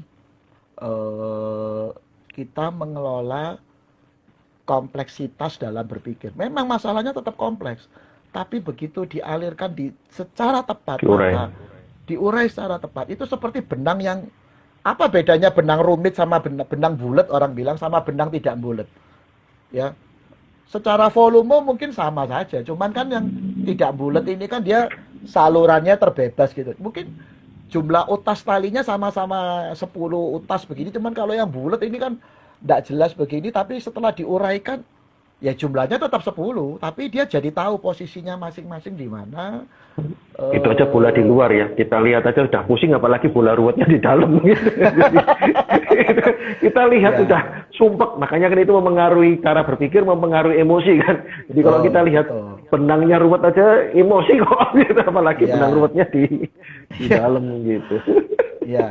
Lanjut. Tadi Albert bilang emosi juga. Nah, menarik kan, sebenarnya emosi itu kan bukan di sini, emosi juga di sini sebenarnya. Jadi memang kalau dalam salah satu teori problem solving katanya, atau dalam penanganan sebuah masalah, hal pertama yang memang harus di-dealing atau adalah aspek emosinya dulu memang. Kalau kita lagi sumpah, ya memang tidak bisa langsung cari solusinya dulu. Aspek emosinya di-handle dulu. Itu pun butuh proses berpikir untuk dealing emosinya ini. Setelah emosinya jadi jauh lebih stabil, baru kita bisa pikir alternatif untuk mengurai ini. Kalau dalam keadaan emosi marah terus mencoba menguraikan ini, ya bukannya tambah terurai, tambah bulat semua. Jadi ternyata juga ada urutannya. Nah, salah satu ketika orang punya problem-problem dalam kehidupan itu, memang hal pertama yang harus di-dealing lebih dulu itu justru adalah aspek emosinya. Jadi makanya para konselor itu kan selalu bertanya, misalnya dia bilang, wah keluarga saya mau bercerai Pak, mesti pertama, apa yang Anda rasakan sekarang, gitu loh. Tidak langsung ditanya penyebabnya apa. Sudah tidak langsung, apa yang Anda rasakan sekarang. Oh, saya rasanya keluarga atau anak saya ini sudah tidak bisa tertolong lagi gitu, baru dicari. Jadi Anda merasa demikian, begitu, baru terus kemudian kepada aspek-aspek berpikir yang berikutnya. Itu sih, itu mungkin sedikit contoh ya dari proses-proses Jadi bagaimana kita dealing sebuah problem juga. Iya, betul. Jadi emosi sendiri kan sebetulnya juga apa ya, mungkin sekeping mata uang gitu ya dengan cara berpikir begitu. Ya, Ya termasuk tanpa sadar kita juga mempengaruhi semua kan, ini kan kita jadi kesatuan begitu. Jadi contohnya kalau kita ngobrol berkomunikasi itu kan sebetulnya sudah membuat persepsi gitu ya, sudah apa namanya istilahnya tahu sama tahu gitu. Di situ sebetulnya juga bisa filter terjadi gitu. Contoh ya, tanpa bermaksud endorse sih. Jadi misalkan di Solo ini ada soto namanya sebut aja Surono begitu ya. Gitu. Jangan saya ngajak Kaan besok makan yuk di Surono gitu kan. Itu kan kita sudah mempersepsikan tahu sama tahu ini gitu kan, kita tidak kanibal, bukan makan orangnya Surono gitu kan. Tapi kita sudah mengasosiasi yang hal yang sama begitu. Nah, jadi termasuk nah itu sebenarnya tadi itu gambaran. asosiasi itu juga salah satu cara berpikir. Ya, Mengasosiasi berpikir, sesuatu. betul, memfilter terus perkataan-perkataan yang kadang-kala di acara-acara entertainment gitu kan. Karena kita ini beragam bahasa daerah gitu, lalu MC-nya diminta suruh nyebutin kata apa yang dia nggak tahu gitu. Ya mungkin kita bisa bercanda-bercanda, ketawa-ketawa gitu, tapi kata itu kalau mungkin diucapkan ke orang lain bisa marah gitu, karena kan kita nggak punya gambaran gitu. Contoh yang sering kita pakai juga Kak Hans, zaman dulu misalkan apa kita sering itu ya kasih contoh ini, tolong Kak Hans minta tolong ambilkan kici-kici, itu kan yang paling sering kita kita beri contoh ya. Apa sih ingat? Iya, itu kan karena enggak tahu yang mau diambil apa begitu ya, karena enggak ada gambaran memori gitu ya Iya, betul. ya itulah itu yang jadi dasar teori trauma kan sebenarnya gitu. Peristiwanya hanya kali itu gitu. Betul, Di hari ini kita enggak ngalami lagi, tetapi perasaan itu mengikuti gitu. Nah, akhirnya kalau dibilang apakah mungkin sih, kadang kan gue lagi sedih kalau aku nggak ini, soalnya itu sebenarnya juga subjektif gitu ya, itu bisa direkayasa, bisa dimanipulasi. Ya paling sederhana kan contoh itu kan namanya kalau kita disuruh orang tua katakanlah gitu, aduh capek gitu ya, tapi kalau ditelepon pacar datang ke sini langsung semangat, itu kan padahal nah itu kan gambaran memori yang berbeda di kita begitu. Kira-kira kan gambarannya seperti itu mungkin ya Kak Ans ya. Jadi betul. jadi apa? Nah, menarik sekali gitu ya kalau sebenarnya ini juga terjadi di perusahaan gitu, yang tadi Kak Ans katakan soal uraian, mind mapping itu kan hanya tools. Dan sebenarnya sekarang di perusahaan juga istilahnya muncul bedanya trainer dan coach. Setelah saya pelajari makin dalam, coach itu juga semangata kemampuan bertanya aja gitu, kayak Kak Ans tadi dengan si murid yang merenung gitu, termenung tadi kan. Sebetulnya mungkin itu yang disebut aktivitas coach gitu kan ya, mencoba menolong, bertanya, mengurai gitu ya. Kadang orang itu sendiri yang saya pernah sih ikut konseling, ya cuma ditanya aja gitu. Jadi solusinya ternyata saya sendiri yang menemukan gitu kan. Tadi jawaban juga, oh ternyata masalah saya hanya 3 kan, itu jawaban dari si anak itu sendiri gitu kan. Kita hanya memberi lah itu. Jadi sebenarnya kalau kita terbiasa begini, kita bisa jadi coach. Juga yang kedua mungkin bisa menghemat. Jadi karena ternyata yang dikerjakan kemampuan berpikir, kemampuan bertanya ini sebenarnya yang dikerjakan begitu ya. Yang ini ya termasuk sebenarnya kan yang jarang ya diskusi dan yang dikerjakan di gereja, yang kembali kepada seperti Paulus yang ketika ada anak muda jatuh itu kan sebenarnya Paulus sedang dialog gitu. Paulus sedang dialog gitu, sedang diskusi gitu. Jadi bukan satu arah khotbah di gereja. Dan ini kan yang hilang gitu, diskusi jadi hilang di gereja begitu. Mungkin ada tambahan dari Kak An? Iya. Saya rasa kita perlu kembali ke salah satu, kalau saya kembali ke unsur kebenaran firman Tuhan ya. Jadi salah satu paradigma yang penting yang itu mungkin akan mendasari kita. Roma 12 ayat 1 ayat 2 itu kan berkata jelas ya bahwa janganlah kamu menjadi serupa oleh dunia ini, tetapi berubahlah oleh pembaharuan budimu. Jadi supaya kamu bisa bedakan kehendak Allah mana yang baik. Nah, kita kadang-kadang kan cuma minta maaf kata kadang-kadang para pembina atau para pendamping spiritual kadang cuma berkata, kamu berdoalah cari kehendak Tuhan. Padahal Hmm. firman Tuhan berkata begini, ketika dia punya cara berpikir yang berbeda, yang tadi itu pakai kata metanoia, ya, sebuah Ya. cara berpikir yang berbeda, think differently gitu, berpikir secara berbeda. Kamu akan bisa bedakan mana itu kehendak Allah. Jadi mana itu kehendak Allah, mana yang berkenan, yang sempurna dan sebagainya, ya. Jadi sebenarnya potensi pengenalan akan kehendak Allah itu sebenarnya sudah diletakkan di dalam diri kita. Tadi pagi saya baca satu mungkin bisa dibilang quotes atau puisi dari seorang yang bilang begini. Ya pembacanya agak geli juga sih pertamanya. Saya pikir gini aja, tapi saya pikir-pikir iya, dia bilang dia lihat tanaman di depan, bangun pagi lihat tanaman di depan rumahnya bertumbuh. Dia cuma bilang, ya ampun, saya ini punya tanaman ini tiap hari, baru saya sadar ya, kalau tanaman ini hari ini bisa bertumbuh, itu karena dia sadar akan potensi, dia punya potensi pertumbuhannya, dan potensi pertumbuhannya itu yang mendorong dia. Nah sama sebenarnya. Jadi mau tanya apa penyebab pertumbuhannya? Ya karena dia ada potensi pertumbuhannya, environment yang tepat membuat dia memang potensi pertumbuhan itu kemudian bertumbuh. Nah sendiri yang sama sebenarnya. Allah telah meletakkan itu di dalam diri kita, dan pengenalan akan kehendak Allah ini kan bukan kayak kita konsultasi ke Mbah Dukun gitu kan. Mbah tanya nomornya yang keluar berapa, terus dengar jawaban 10 nak, orang bilang itu. Ternyata pada kehendak Allah kan tidak. Saya yakin Allah bisa juga memberi petunjuk-petunjuk yang sifatnya direct seperti begitu, entah lewat bentuk-bentuk yang supranatural, atau saya lebih concern juga kepada firman Tuhan. Tetapi kehendak Allah itu kan dinyatakan lewat firman-Nya, sehingga itu membuat kita bisa memahami sesuatu. Contoh yang paling sederhana, kalau kita salah memaknai lingkungan, kan kita pasti sering dengar cerita motivasi dari seorang yang namanya Thomas Alva Edison itu kan, yang sampai 1000 kali percobaan.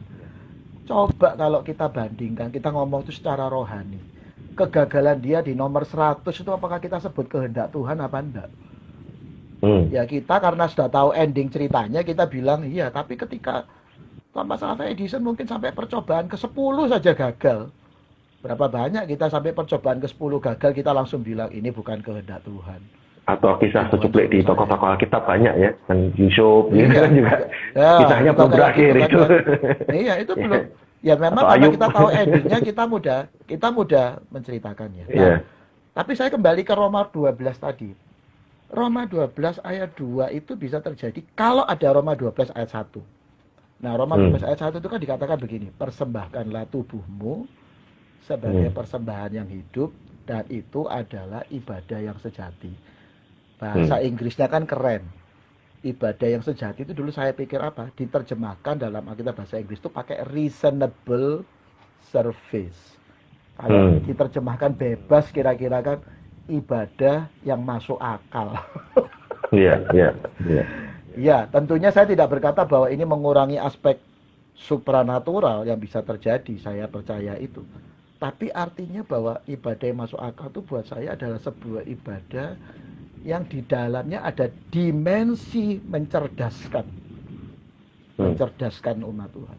Dia bukan sekedar ngotbai, tapi dia mencerdaskan. Nah, kalau ada atmosfer mencerdaskan itulah, maka bisa terjadi perubahan cara berpikir. Lah, kita mau berubah cara berpikir apa kalau tidak ada stimulan yang mendorong kita berubah? Kalau tidak berubah cara berpikir, terus akhirnya ujung-ujungnya tidak kenal kehendak Tuhan. Makanya ada banyak orang dikhotbahi terus ya tidak berubah-berubah, karena dia tidak pernah ketemu, tidak menata perubahan cara berpikirnya, dan perubahan cara berpikirnya tidak dimulai dari kebiasaan, ya saya sebut sebagai reasonable service. Jadi bukan sekedar melogikakan semuanya segala sesuatu, tidak, tapi saya percaya bahwa ini sebuah proses sentuhan insight zaman Tuhan lewat ke sebuah kesadaran proses berpikir yang ada. Jadi itu yang saya pikir kita perlu kembali meredefinisi kembali ya semua catatan termasuk pembinaan kita. Saya pikir sekarang pembinaan kita harus jadi discipleship, kita harus jadi reasonable discipleship, istilahnya begitu. Iya. Jadi Pemuridan yang memang mencerdaskan itu, bukan cuma iya. memberitahu gitu ya, maksudnya pokoknya kamu sekali terima Iya. Yesus selamat. Loh, kenapa kok begitu? Apa ini? Kalau guru katekisasi ditanya kenapa kok sekali percaya Yesus selamat bisa selamat itu kenapa? Wah, itu nggak bisa jawab. Iya. Heeh. Setuju. Jadi tadi meredefinisi itu saya jadi ingat ini kan mengartikan, kan definisi itu mengartikan memberi nama. Jadi Adam itu kan setelah ditempatkan di Adam setelah dapat Eden ya, ditempatkan di Taman Eden itu, sebelum dapat Hawa sebenarnya tugasnya itu memberi nama binatang gitu. Itu yang sebenarnya kita lakukan gitu, yang cara kita memaknai sesuatu itu yang tadi kalau mungkin dengan kalimat saya ya, mungkin bagaimana kita memaknai sesuatu yang terjadi dalam hidup kita itu yang sebenarnya itu tadi yang Roma 12 ayat 2, pembaharuan budi yang selama ini kita beri makna menurut, atau mungkin Amsal tadi ya, memberi makna dengan pengertian kita sendiri. Ya ternyata ada loh pengertian yang lain begitu. Saya sempat belajar begini, diajar soal berpikir panjang.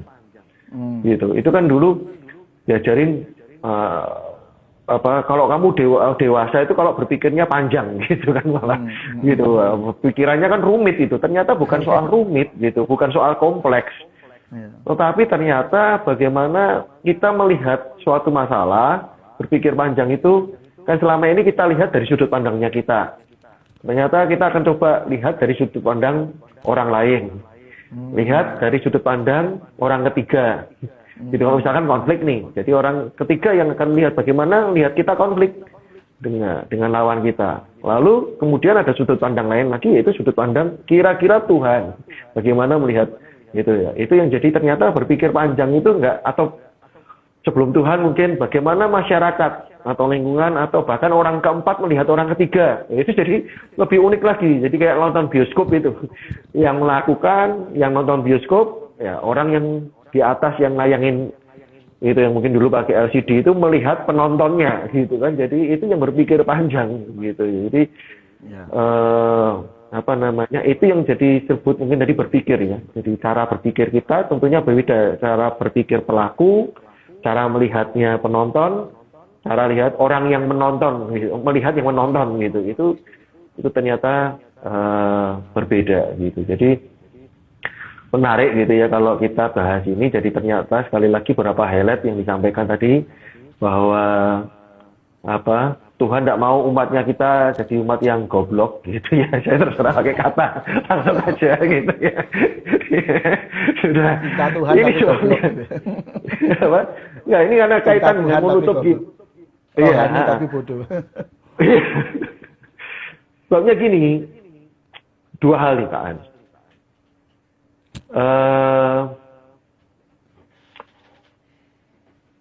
Kita ini mudah untuk tergerak gitu, mudah euforia begitu. Jadi kalau lagi musim pemilu kampanye banyak berbondong-bondong gitu. Ya, masyarakat maupun termasuk gereja tiba-tiba muncul jadi seorang pengamat politik yang pinter gitu. Jadi nggak ada persiapan, tiba-tiba ngomong soal politik gitu. Bahkan hamba-hamba Tuhan tiba-tiba langsung jadi caleg gitu kan, misalkan begitu. Nah, akhirnya kedodoran di luar gitu. Jadi kita nggak pernah punya modal bekal berpikir, kemudian bersuara, beropini di luar, dihabisin, dibully habis-habisan gitu, dipermalukan. Dengan hati yang tulus nih sebenarnya. Pengen jadi berkat, pengen bawa pesan Tuhan, profetik, kenabian, suara kenabian harus disampaikan. Ya walaupun itu jauh lebih bukan jauh lebih baik, mungkin ada perbandingannya, walaupun di sisi lain ada ini kan, ada yang waras tuh ngalah gitu kan. Ini kan kita perlu kritisi juga gitu kan. Yang waras ngalah gitu kan ya. Terus apalagi ya? Saya jadi lupa. Jadi apa namanya, orang Kristen tuh ngampuni gitu kan. Ya sudahlah, itu serahkan Tuhan. Tuhan pegang kontrol. Lalu akhirnya di dalam bangsa ini jadi umat Kristen yang diem, yang ngalah, ngampuni. Tapi kan sebetulnya dunia perlu, menurut saya ya sekali lagi, ini sudut pandang ini perlu dengar dong yang Tuhan mau.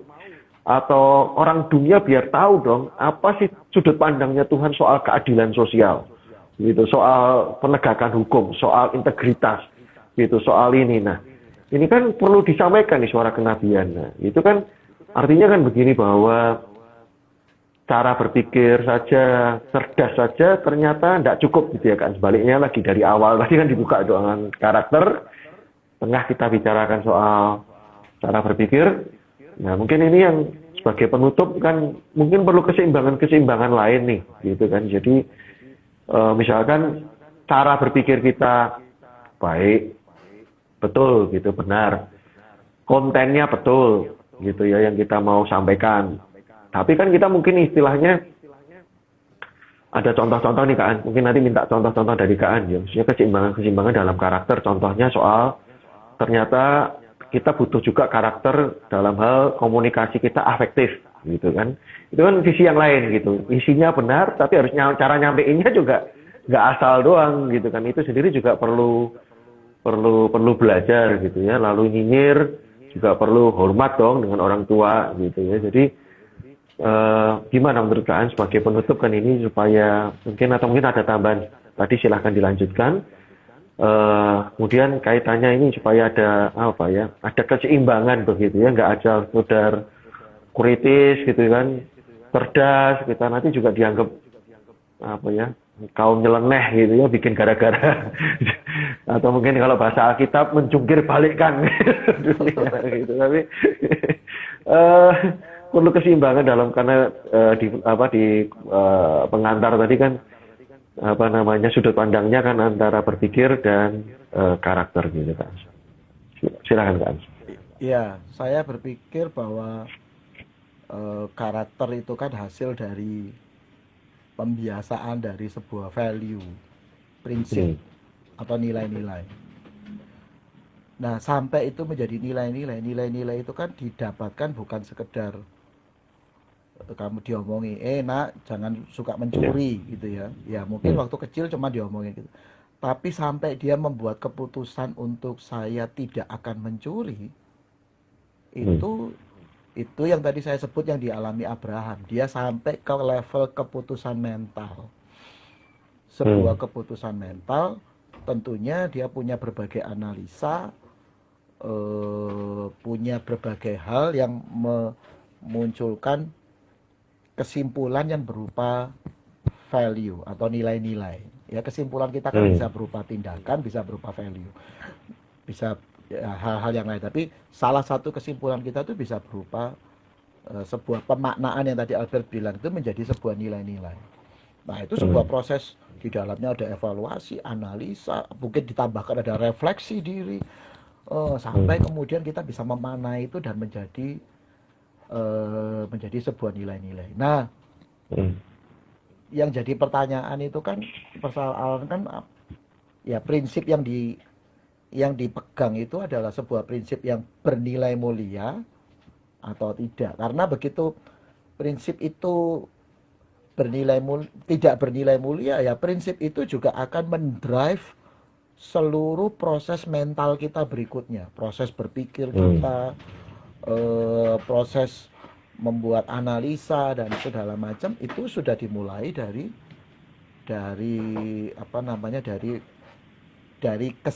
value yang dia sudah pegang. Jadi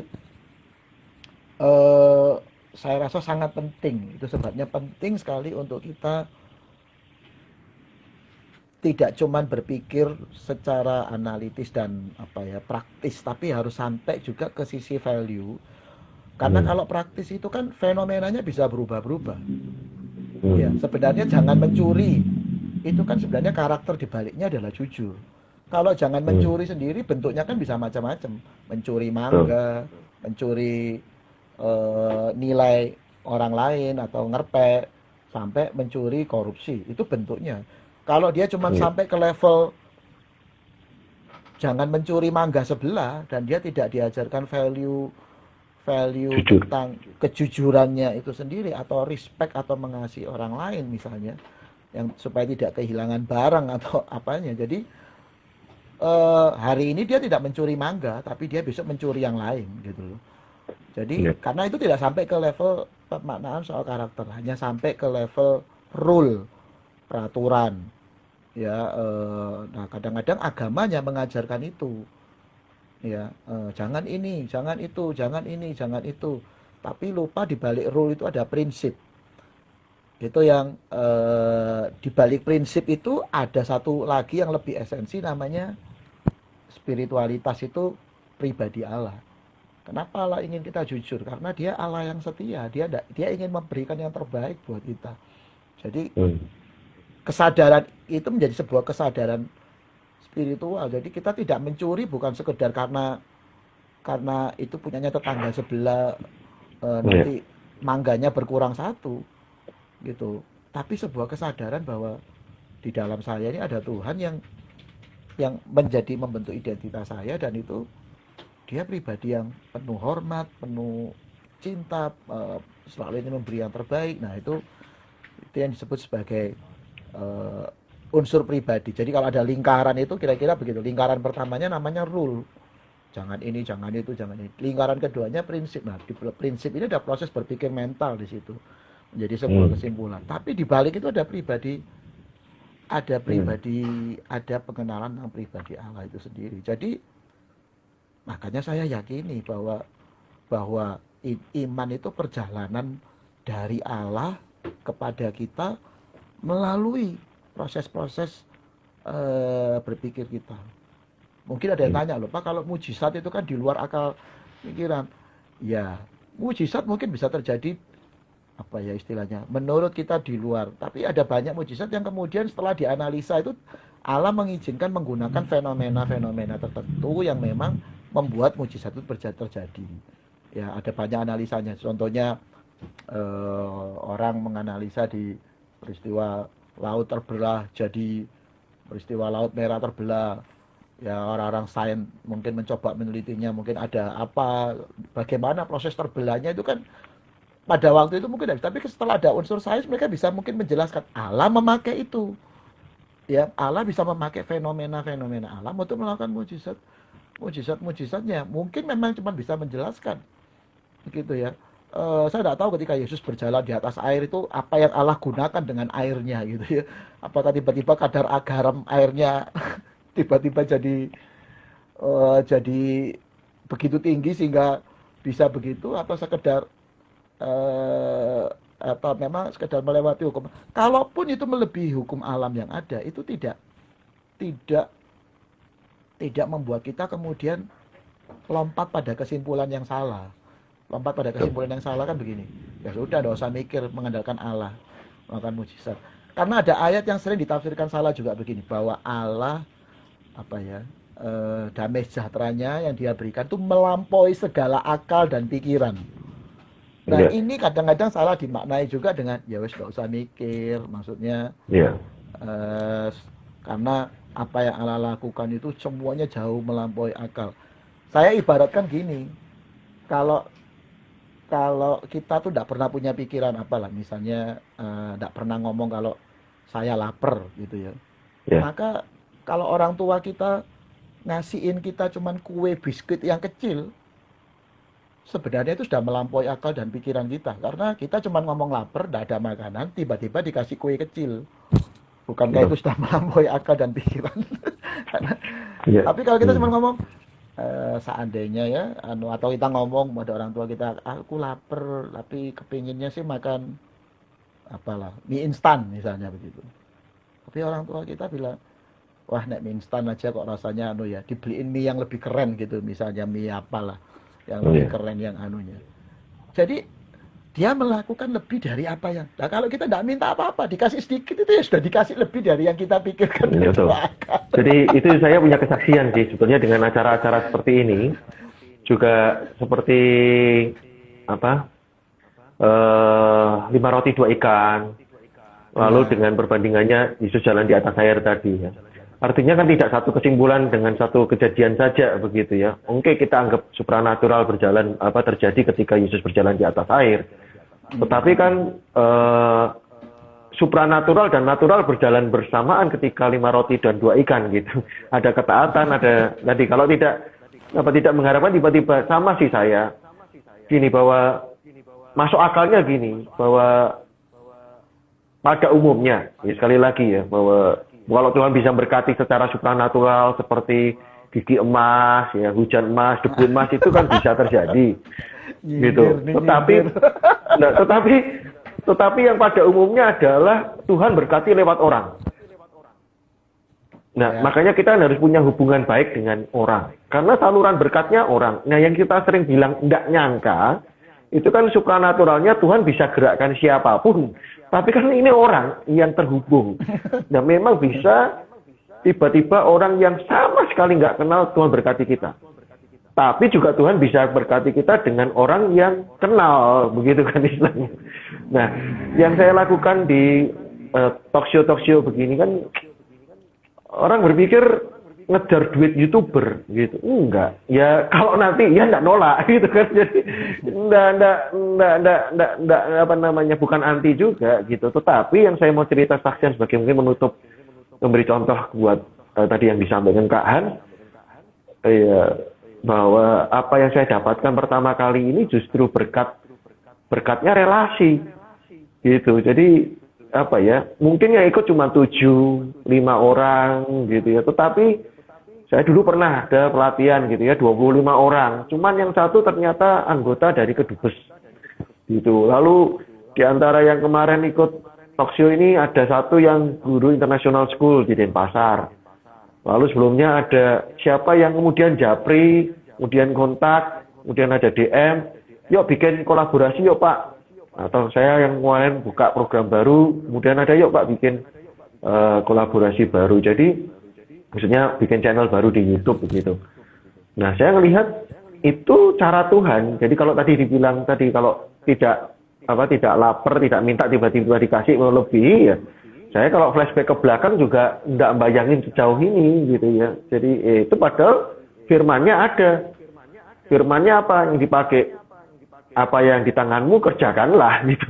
Gitu kan firman-nya ada dulu gitu. Itu dikerjakan, mukjizat berikutnya supranatural ya yang tadi kita anggap bahwa tidak nyangka-nyangka yang melebihi, damai sejahtera melebihi tadi ya tidak menyangka-nyangka itu yang terjadi begitu. Nah itu mungkin saya sebagai penutup menambahkan ya sekali lagi bahwa istilahnya benar gitu yang hari-hari ini juga sering dikatakan itu gini kan, piknikmu kurang jauh gitu, bacaan bukumu kurang banyak gitu. Nah itu sebetulnya soal cara berpikir, cara pandang kita yang selama ini kita terbatas. Nah frame-nya ini kita lebarin gitu ya, kita perbesar gitu. Nah sebetulnya dengan damai sejahtera itu sebetulnya tadi kan jangankan Tuhan, si anak itu tadi sudah damai sejahtera, si anak yang termenung tadi kan. Ketika dia mulai cara berpikirnya yang sempit diurai lebih luas, itu saja sudah ada luasnya itu yang membuat damai sejahtera gitu kan. Yang melebihi itu sebetulnya kalau dibikin kotak yang lebih besar itu kan sebetulnya sudah melebihi. Jadi kalau saya nangkep membayangkannya tadi, ya ketika kita diperluas cara berpandang itu bisa ya kalau bahasa ilmiah itu juga bisa mempengaruhi emosional kita, damai sejahtera, ketenangan gitu, itu juga mempengaruhi cara merespon kita. Jadi selain itu juga perlu ya di pembicaraan berikutnya mungkin kita akan bahas lain topik, misalkan tadi yang saya sebutkan soal afeksi, soal menghormati orang tua. Lalu kalau sekarang di marketing ada istilah copywriting, ya bagaimana menyampaikan pendapat, ya menulis ya, dengan kalimat tertentu ini punya makna apa. Nah itu banyak hal yang mesti kita bisa pelajari dan itu akan menolong kita untuk hidup ya better life gitu kan ya, hidup yang lebih baik gitu. Jadi pikniklah lebih jauh gitu kan, baca buku lebih banyak, punya teman lebih banyak, ya. Apa yang masuk betul di apa yang apa ya pendengaranmu menentukan imanmu gitu kan. Ya sama sebenarnya, jangankan soal iman gitu, sebetulnya COVID ini kan juga termasuk apa yang kita dengar gitu. Kita dengarnya COVID, beritanya takut, ya kecillah hatimu, dan kecil hatimu kecillah kekuatanmu begitu kan. Yang Tuhan bilang. Jadi hati-hati dengan mata dan telinga kita di masa-masa pandemi, karena apa yang kita lihat, apa yang kita dengar, ya, itu yang kita proses tadi, istilahnya cara berpikirnya kita proses di mental, setting mental kita, yang itu akan mempengaruhi seluruh, dan bahkan hari-hari ini kita ngalami cara berpikir itu mempengaruhi sampai ke hormonal, sakit penyakit, itu istilahnya kan sampai somatis ya, istilahnya. Jadi begitu powerfulnya cara berpikir kita sampai itu bisa mempengaruhi fisik kita gitu. Oke, silakan ada Kak, ada penutup closing. Ya, jadi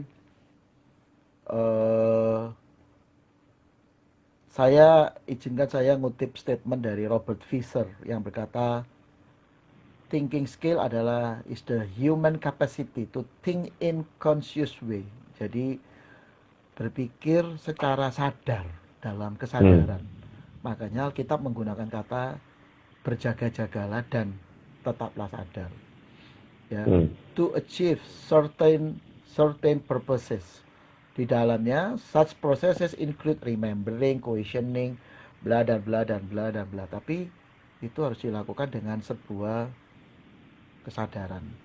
Ya, bahwa memang ini sebuah proses berpikir. Jadi memang ada banyak orang berkata begini. Biasanya yang menang itu kan katanya subconscious gitu ya. Ya, tapi alam bawah sadar memang punya kemampuan pengendalian, dorongan yang kuat. Tapi pengendalinya itu tetap di conscious way. Sehingga saya seringkali mengilustrasikannya begini. Bagaimana cara mengatasi mimpi buruk yang terjadi ketika kita mengalami mimpi buruk? Ya bangunlah. Bangunlah dari tidurmu. Ketika engkau bangun dari tidurmu, mimpimu itu selesai hari itu. Artinya bangunlah kesadaran kita, dan kesadaran itu kemudian diarahkan ke berpikir. Memang saya tidak menafikan bahwa banyak hal-hal yang terjadi yang mempengaruhi sampai ke proses subconscious kita, alam bawah sadar kita, dan itu seperti sebuah kekuatan yang kemudian mendrive kita, ya. Tapi saya punya keyakinan bahwa sekalipun ini sebuah dorongan yang kuat, asal kita membangun kesadaran, conscious way, itu sebuah kesadaran tentang bagaimana menata berpikir yang ada, mengelola, termasuk mengelola semua pengalaman masa lalu kita mungkin ya, itu akan membuat kita paling tidak punya daya kendali lebih baik, sehingga akhirnya kita bisa berespon dengan lebih baik. Nah, di dalam conscious way itu ya memang orang bilang supaya sadar, nggak ngantuk, ya kita perlu aktivitas. Makanya pikiran kita bekerja dengan keras itu justru supaya kita tetap conscious. Orang yang tidak conscious itu kan sudah hilang ingatan atau lupa ingatan. Jadi orang tidak sadar itu kan dianggap karena dia tidak kehilangan kesadaran. Orang pingsan itu kan kehilangan kesadaran. Nah, Alkitab menggunakan kata berjaga-jagalah dan tetaplah sadar. Ya, karena itu menjadi momen untuk kita terus menata proses-proses berpikir kita dan mengaktifkan cara berpikir kita tidak nganggur, sehingga itu yang membuat kita bisa mengendalikan semua respon-respon kita. Jadi ajakan saya adalah mulai sekarang, ayo mikir. Teman-teman yang ada, ayo mikir. Seru sekali pembicaraan kita. Iya, saya pengen jadi tiap kali melanjutkan gini pengen menghentikan jadi sayang gitu baru kali ini. Karena kepikirannya macam-macam gitu kan ya. Contoh yang terakhir ini, Ada seri-seri selanjutnya nanti. nah, ya memancingnya kan contohnya ini tadi gitu, sadarlah gitu ya. Nah, ini yang seringkali kalau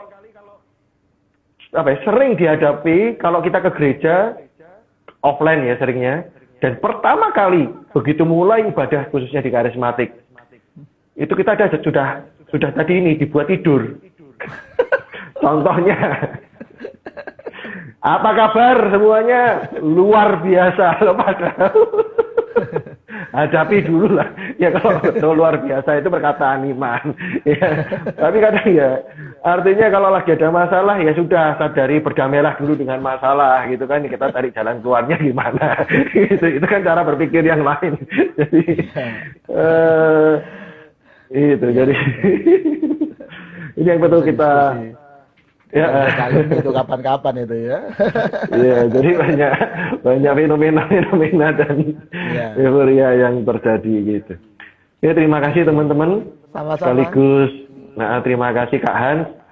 Dan terima kasih juga jadi teman untuk uji coba.